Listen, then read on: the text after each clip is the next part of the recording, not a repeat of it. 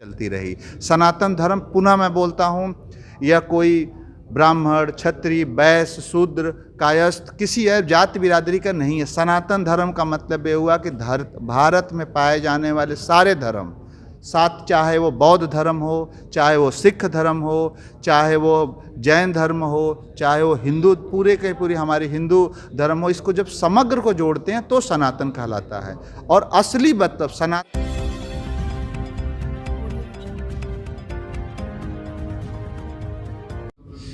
जब जब होए धर्म की हानि, बड़े असुर अधम अभिमानी, तब तब धर प्रभु विविध शरीरा, हरे निरंतर सज्जन पीरा। ये दोहा लिखा गया, किस लिए लिखा गया? ये लिखा गया कि किस तरीके से जब अधर्म बढ़ जाता है तो उसको नाश करने के लिए भगवान स्वयं अवतरित होते हैं। ऐसी सनातन संस्कृति जहाँ राम केवट के साथ संवाद करते हैं, केवट उन्हें नौका से पार कराते हैं, सबरी के झूठे बेर खाते हैं। ऐसी सनातन संस्कृति को सिर्फ जाति के दायरे में समेट के रख देना, कि कह देना कि सनातन संस्कृति का मतलब सिर्फ इतना है कि जातिगत जो हायरार्की है। और ऐसा किसने कहा? किसी छोटे मोटे आदमी ने नहीं कहा। एक तमिलनाडु जिसे कहते हैं कि मंदिरों का राज्य, तमिलनाडु को अगर कोई ये तमगा मिला हुआ है कि मंदिरों का राज, तो वो भारत में तमिलनाडु को मिला हुआ है। वहाँ के एक मंत्री कहते हैं, और जो मुख्यमंत्री के बेटे भी हैं, उदयनिधि कहते हैं स्टालिन, उदयनिधि स्टालिन एम के स्टालिन के बेटे हैं और करुणानिधि के परिवार से आते हैं।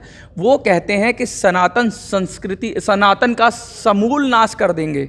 वो उस कॉन्क्लेव में जाते हैं जिसमें सनातन को ख़त्म करने की बात हो रही है, और पढ़ा लिखा हुआ बयान पढ़ते हैं। और पढ़ने के बाद ये जो टिप्पणी करते हैं, पूरे देश में इसमें हलचल मची हुई है।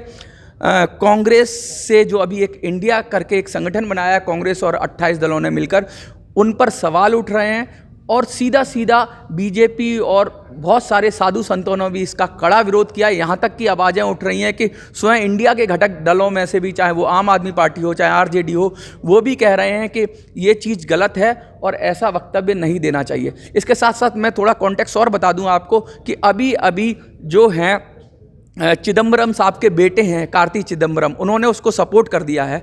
तो बहुत सारे लोग इसके समर्थन में आ गए हैं और बहुत सारे लोग इसके विरोध में आ गए। लेकिन सनातन पर जब बात उठेगी तो सबसे अच्छा उत्तर कहाँ से मिलेगा? ऐसे लोगों से मिलेगा जो सनातन को जानते हो। और सनातन संस्कृति कॉन्क्लेव के अंदर हम लोग अभी उपस्थित हैं और ऐसे ही लोगों से बात करेंगे। हमारे साथ मनीष श्रीवास्तव जी है, राष्ट्रीय संयोजक हैं। मनीष जी, आप सनातन की गहराई से समझ रखते हो। सनातन का मतलब तो हमने तो सुना था जो सदा से है और सदा तक रहेगा, सदा नित्य रहे, सत्य की बात करते हैं। सनातन का ये मतलब है, और इन्होंने जाति पे छोड़ दिया कि सनातन का मतलब सिर्फ जातिगत हायरार्की है कि कोई सवर्ण रहेगा, फिर ओबीसी रहेंगे, फिर मतलब जो क्लास वाली बात कर दी। क्या उनको क्या संदेश देना चाहोगे आप? देखिए, हमारे कार्यक्रम में ऊपर लिखा हुआ है धर्मो रक्षति रक्षिता, यानी कि सनातन धर्म की एक विशेषता ये है कि धर्म के साथ रहिए, धर्म आपकी रक्षा करेगा। और जब धर्म की रक्षा करने के लिए आप तैयार बैठे हैं तो धर्म आपको अपने आप रक्षा करेगा। यह मैं पुनः बोलता हूँ कि यह उदयनिधि स्टालिन जी के एक मूर्खता भरी कार्रवाई कह लीजिए या उनकी जानकारी का अभाव कह लीजिए, क्योंकि इन लोगों को विरासत में राजनीति मिली है और इनको ये बात नहीं भूलना पड़ेगा। उनको पिता की यह जो विरासत मिली, इस बार के मुख्यमंत्री पद मिला, वह उनके पिता के द्वारा किए हुए कार्यों का मिला। और ऐसे कुपूत यदि आ रहे हैं तो मुझे लगता है आने वाले टाइम पे तमिलनाडु की जनता ही उनको सबक सिखा देगी। क्योंकि तमिलनाडु की जनता, हम दूसरे प्रदेशों का भी किनारे कर दें, जब जब सनातन धर्म की बात आती है तो तमिलनाडु और केरल और साउथ की जनता सबसे पहले सनातन धर्म की पताका लेके चलती रही। सनातन धर्म, पुनः मैं बोलता हूँ, यह कोई ब्राह्मण, क्षत्रिय, वैश्य, शूद्र, कायस्थ किसी और जाति बिरादरी का नहीं है। सनातन धर्म का मतलब ये हुआ कि भारत में पाए जाने वाले सारे धर्म, साथ चाहे वो बौद्ध धर्म हो, चाहे वो सिख धर्म हो, चाहे वो जैन धर्म हो, चाहे वो हिंदू, पूरे के पूरे हमारे हिंदू धर्म हो, इसको जब समग्र को जोड़ते हैं तो सनातन कहलाता है। और असली मतलब, सनातन का जो असली मतलब है कि मूल, यानी कि हम कपड़े पहन रहे हैं, हम कागज रख रहे हैं, इसका मूल पानी है। तो पानी यानी कि जो समुद्र का, जैसे नदियाँ कुछ भी होंगे तो एक समुद्र होगा, सनातन समुद्र है, उसके अंदर सारे धर्मों का मेल होता है। जिसको जानकारी नहीं हो किताब पढ़े, खासकर उदयनिधि स्टालिन जी, और मैं उनको सलाह, हम लोग बोल रहे हैं कि अगला यदि कार्यक्रम की बात होती है तो हमको केरल से भी ऑफर आया कि भाई आप लोग करिए, और हम लोग केवल देखिए कोई झगड़े फसाद उस तरह की बातें नहीं करते हैं, हम लोग सत्रीय बात करते हैं, विकास की बात करते हैं, और यह सनातन धर्म को बताने की बात करते हैं कि उसको कागजी और नियम के तक क्या बातें हैं, क्या सिस्टम बनी हुई है, या तो उनको उनके पिता के द्वारा या उनके जो संगत के द्वारा उनको गलत जानकारी दी गई होगी, इसलिए उन्होंने ऐसे बयान दिया है। तो इसके बारे में देखने का भी विषय है। हम कोई भी इस पर उग्र कमेंट करने से ज़्यादा हमारा मानना है कि उदयनिधि स्टालिन जी एक गैर जिम्मेवार, कम होशियार, मूर्ख कह सकते हैं, जिनको समझ नहीं है। इससे ज़्यादा उनको कहना, हम लोग ज़्यादा उनको तूल देने के बराबर होगा।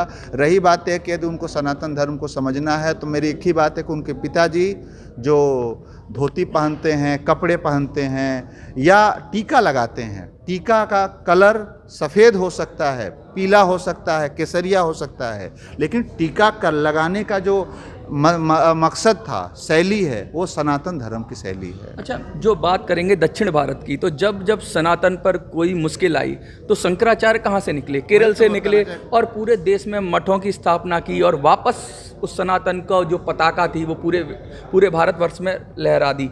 वो चाहे कश्मीर तक, श्रीनगर तक है, पूरे भारत में लहराई। तो आज वहीं केरल के पास तमिलनाडु, वहाँ से ये आवाज़ उठ रही है। दूसरी बात ये कि उनकी माँ लगातार मंदिरों में जा रही हैं, पूजा पाठ करती हैं या अपनी जो भी मान्यताएं उसको फॉलो करती हैं।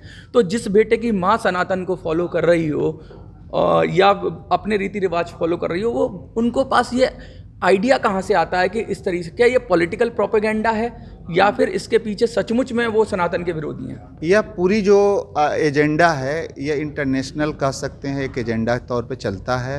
हम लोग को भूलना नहीं पड़ेगा कि जब लव जिहाद की बातें उठती रहीं, जब धार्मिक मंदिरों पे यदि परेशान करने का विषय तो साउथ से सबसे पहले आया। यह चीज़ को भी हमको नहीं भूलना पड़ेगा, साउथ को टारगेट, सॉफ्ट टारगेट के नाते। और वहाँ पे जो लोग हैं बहुत अच्छे दिल के होते हैं, बहुत दिल से सोचते हैं, मेहनत करने वाले लोग होते हैं। इसी को ध्यान में रखते हुए लोगों ने सॉफ्ट टारगेट का हमेशा टारगेट पैसे का भी बड़ा रोल है इसमें, क्या पैसे से भी लोगों को किया जा रहा है? देखिए, यह कारपोरेट जगत का हो सकता है, कुछ ताकतें होंगी, विदेशी ताकतें हो सकती हैं, लेकिन उससे भी ज़्यादा हमारा ये मानना है कि वहाँ का सनातन यदि जग गया, मेरा ये कहना है कि जैसे कई दशकों तक स्टालिन जी के पिताजी को भी राजनीति में वापस होने में समस्या हो गई थी, तो उनके ये स्टालिन के पुत्र की राजनीतिक तो कुछ इसी से उन्होंने अपनी समाप्ति कर दिया राजनीतिक कैरियर का। हाँ, अभी उम्र है, हम लोगों को लगता है कि यदि वो समय रहते हुए माफ़ी मांगते हैं और सनातन धर्म से क्षमा मांगते हैं तो वहाँ की जो जनता है और जिसके कॉन्टेक्स्ट में उन्होंने कहा है तो वहाँ की जनता देखेगी। लेकिन उनको समझाने के लिए, उनको बताने के लिए हम लोग बहुत जल्दी सनातन संस्कृत कॉन्क्लेव का आयोजन तमिलनाडु में जाके करेंगे और पहला कोशिश होगा कि उन्हीं के क्षेत्र से हम लोग करें, शंखनाद वहीं से करेंगे। एक बात और, एक प्रश्न और है, जो स्टालिन शब्द जो आता है वो रसिया से आता है। स्टालिन कहते हैं बहुत तानाशाह था रसिया का और करोड़ों लोग उसकी नीतियों की वजह से मारे गए।